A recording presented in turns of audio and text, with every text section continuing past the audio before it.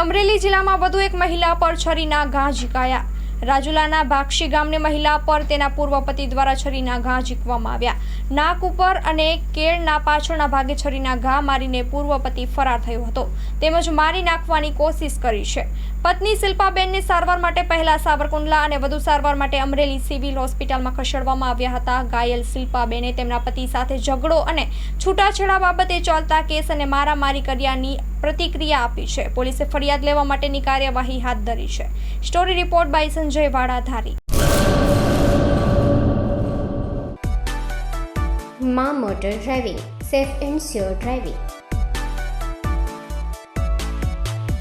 Driving એ શોખ સાથે આપની મોટી જવાબદારી પણ છે। અમારા ઇન્સ્ટ્રક્ટર દ્વારા સચોટ અને સરળ માર્ગદર્શન। આપની રોજની તાલીમની માહિતી મેળવીને શું અધુરાશ છે એના ઉપર પૂરું ફોકસ કરાય છે।